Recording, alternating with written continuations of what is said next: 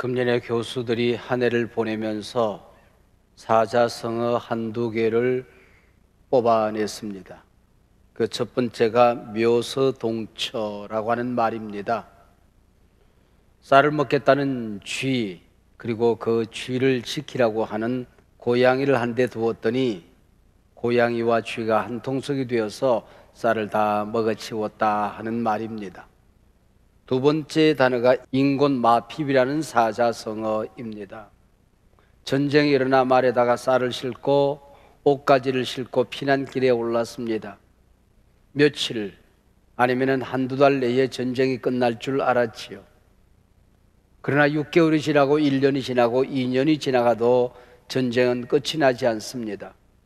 그래서 말도 사람도 피곤해 지쳐있다 하는 말입니다. 꼭 2년 전 중국 우한에서 코로나가 발생했다는 소식이 전 세계를 강타했습니다. 뭐 그러다 말겠지. 그런데 앞불사 이제 2년이 지나가고 3년 차에 접어듭니다. 정부도 방역 당국도 또 의료진들도 소상공인들도 교회도 국민들도 모두 피곤에 지쳐 있습니다. 인곤마핍입니다. 그 가운데서도 우리 성도님들과 교회가 커다란 어려움을 겪고 있습니다. 왜 교회가 이토록 어려움을 겪어야 하는 것일까요? 교회가 뭡니까? 부름받은 사람들의 모임입니다. 근데 모일 수가 없는 겁니다. 성도가 서로 교통하는 것과 우리 교회는 성도와 성도가 교통하는 곳입니다. 근데 교통이 불가능해집니다. 교제가 불가능해졌습니다. 어려울 수밖에 없는 거지요. 제가 어릴 때 성탄절이 되면은 성탄절 전날 온 교인들이 모여서 발표회를 가졌습니다. 유치부 어린아이부터 시작해서 노인에 이르기까지 각자 준비하여 발표를 합니다. 그리고 그 다음날 새벽이 되면 새벽성을 들고 돌아와서 새벽 예배를 드립니다. 새벽성 들면 과자를 주었어요. 그 과자 받아가지고 와가지고 그리고 오전에 예배 드리고 오후 내 윷놀이하고 성경 퀴즈 게임하고 교회에서 놀았습니다. 이게 성탄절이었지요. 기독교 최대의 명절이 있다면 성탄절과 부활절일 것입니다. 성탄절 아침 설교 본문이 부활절 본문입니다. 공통점이 있다고 한다면 예수님이 주인공이라고 하는 거지요. 오늘 설교 제목이 예수님 오시면입니다. 어떤 목사님이 똑같이 이 본문으로 예수님 오시면 그러고 설교 제목을 잡았대요. 인쇄소에서 전화가 왔어요. 목사님 설교 제목이 이상합니다. 예수님 오시면 어떻다 그래야 되는데 좀 목사님께서 뭘 빠뜨리신 것 같습니다. 예, 그거면 족합니다. 충분합니다. 그렇게 대답을 했어요. 그랬더니 그 다음날 주보를 봤더니 설교 제목이 그렇게 되어 있습니다. 예수님 오시면 예, 그거면 족합니다. 여러분, 그거 아닙니까? 예수 오시면 그거면 끝나는 것 아닙니까? 최근에 이 목사님께서 교회 건축을 하다가 어려움이 있었던가 봐요. 낙심되는 일들이 많이 있었던가 봐요. 그래서 마음의 번민과 낙심이 차 있었는데 예수님 오시면 예, 그거면 충분합니다. 깨닫는 게 있었어요. 아, 내가 헛된 것을 생각하고 살았구나. 예수 오시면 그거면 충분한 것이었는데 예스, 그거면 족한 것이었는데 하는 생각 때문에 눈물이 핑 돌더랍니다. 오늘 본문 두 제자가 나옵니다. 예수님의 12제자 외에 아마 또 다른 제자 공동체들이었던 것 같습니다. 예수님께서 예루살렘에서 십자가에 달려 돌아가십니다. 몹시도 실망했습니다. 예수님의 부활 소식이 전해지는데 허탄한 서문으로 여겼던 거지요.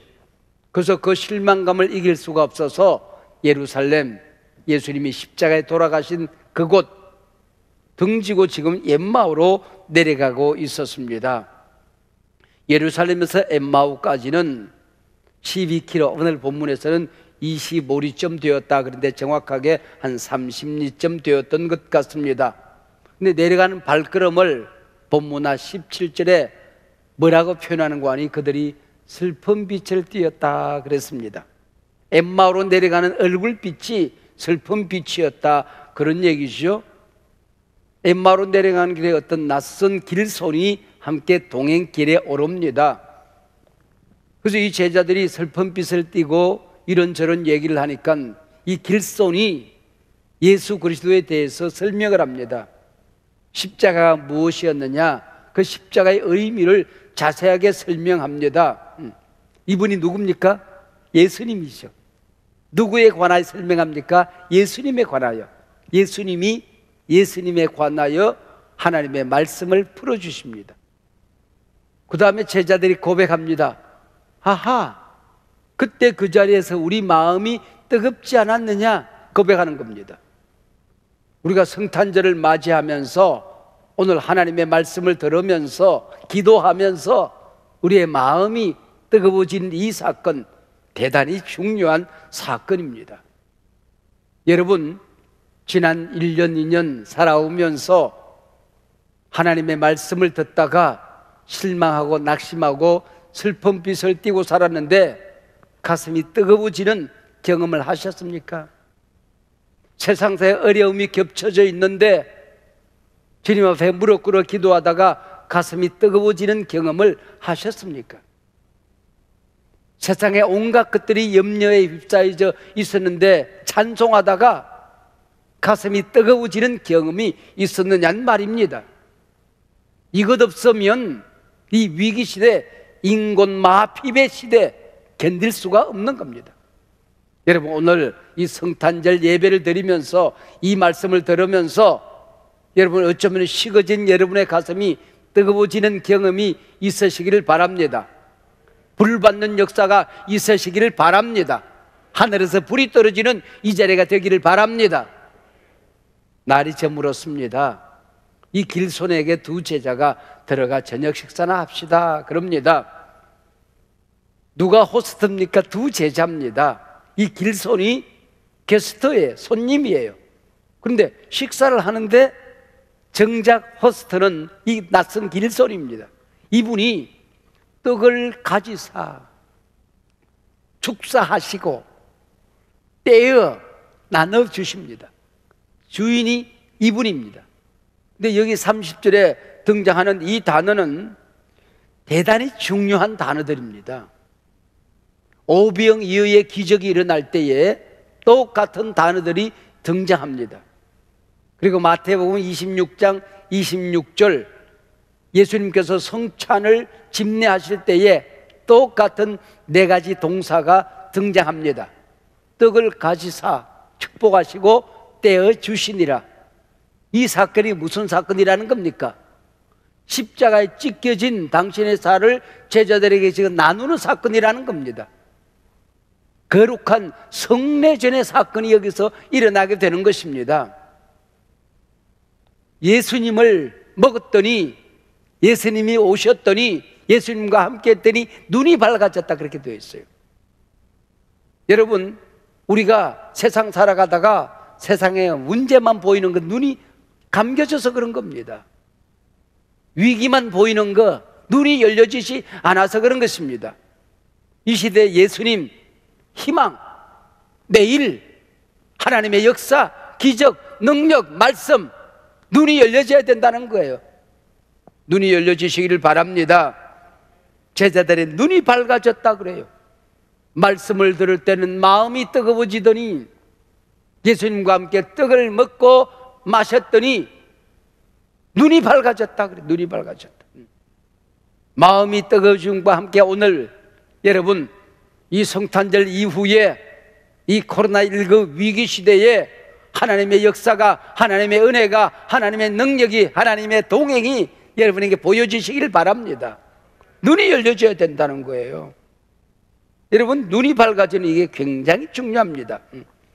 절망만 보입니까? 문제만 보입니까? 썩을 세상만 보입니까? 눈이 감겨져서 그런 거예요. 눈이 열려지면 은혜가 보입니다. 예수가 보입니다. 내 길이 보이는 것입니다. 갈 길이 보이는 거예요. 오늘 본문 사건을 살펴보면 길지 않은 짤막한 본문입니다. 근데 상황이 급반전되고 있어요. 엠마로 내려가는 제자들 두려움, 근심, 낙심, 슬픈 빛이었습니다. 근데 예수님이 동행길에 함께 하십니다. 기쁨이, 감사가, 감격이, 식어졌던 마음이 뜨거워지고, 그리고 눈이 열려집니다. 발길이 바뀌어지게 되는 것입니다. 예루살렘을 향하여 돌아가게 되는 것입니다. 무엇이 그들의 얼굴을 바꾸어 준 것입니까? 무엇이 그들의 발길을 바꾸어 주게 된 것입니까? 예수님이 오셨기 때문에 그런 것입니다. 크리스마스, 예수가 그리스도라는 사실을 알고 오늘은 예배하는 날입니다. 그리스도 마스, 미사 드린 날이란 말이에요. 예수를 그리스도로 예배하는 날이라는 것입니다. 이 예배를 통하여 우리 예수님이 우리 가운데 태어나심을 확인하는 날이에요. 이 사건 하나면 그래요, 그거면 족한 것입니다. 예수 오셨으면 그래요, 그거면 충분한 것이지요. 지금 엠마로 내려가는 제자들, 코로나19 길에 2년 동안 허우적거리고 내려가는 여러분의 발길은 아니었습니까? 내 얼굴빛은 아니었습니까? 내 인생의 걸음은 아니었습니까? 무엇이 내 걸음을, 내 얼굴빛을, 내 마음을, 내 인생의 미래를, 우리 가정을, 내 사업을 바꿀 수가 있을까요? 예수 오시면 그래요, 그거면 족한 것입니다. 여러분의 미래가 불확실합니까? 안 보입니까? 근심 걱정의 길입니까? 엠마오 길은 내려가는 길이다, 그렇게 말했어요.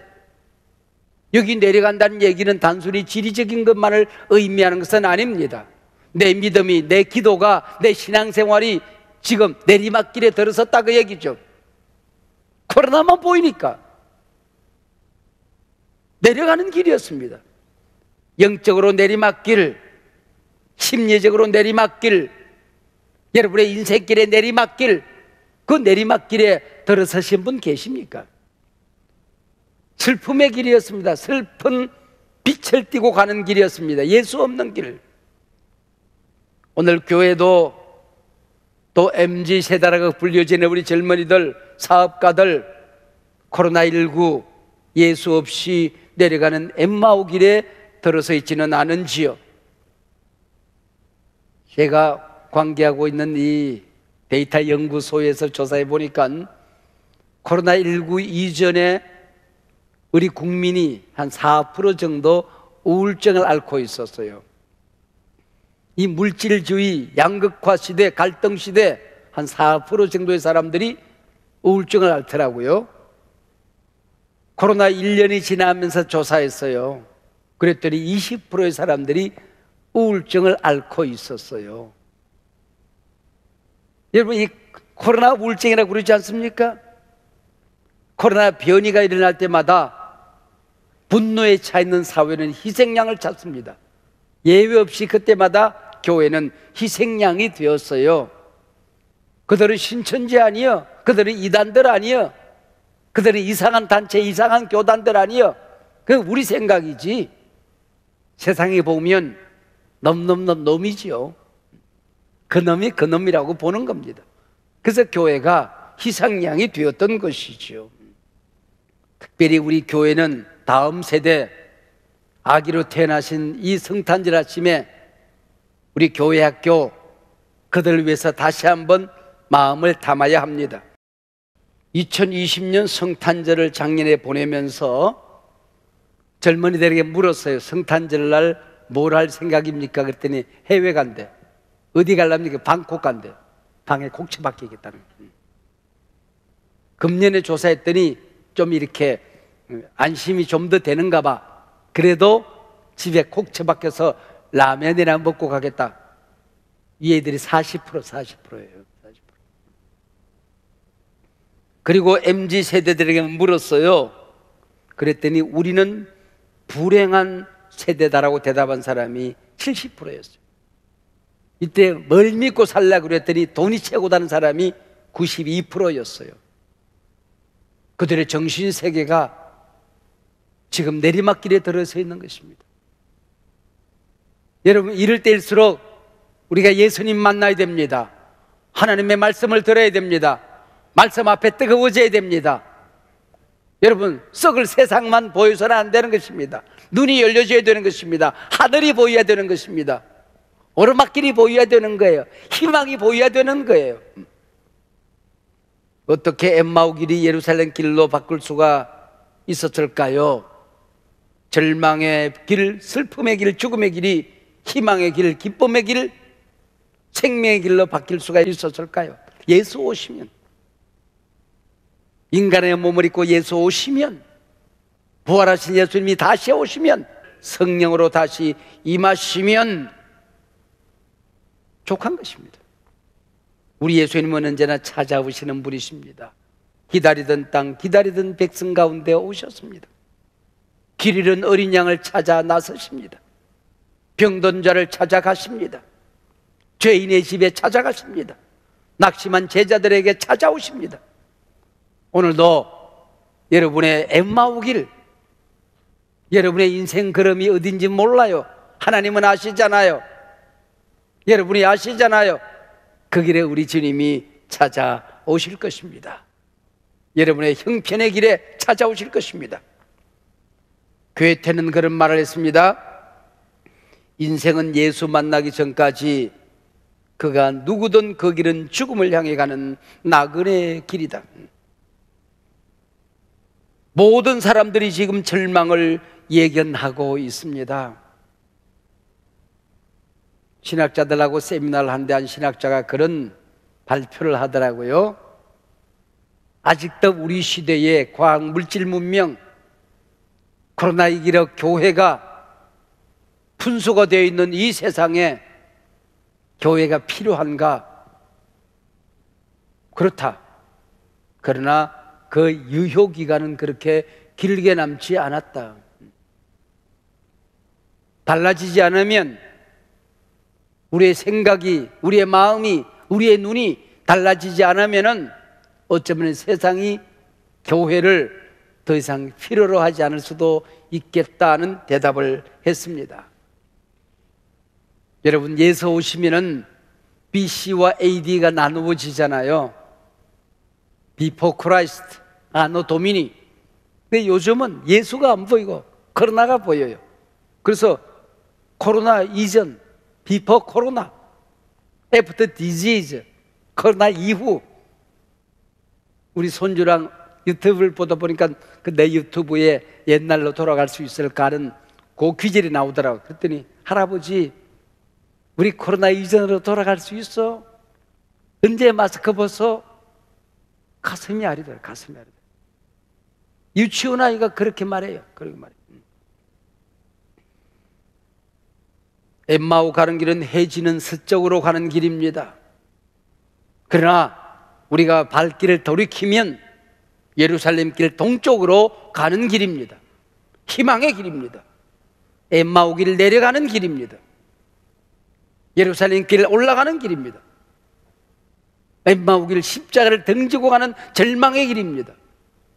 예루살렘 길 십자가를 향하여 가는 길입니다. 예루살렘 성전을 향하여 가는 길입니다. 엠마오 길 교회를 등지고 세상으로만 가는 길입니다. 망하는 길입니다. 아지 못하는 길입니다.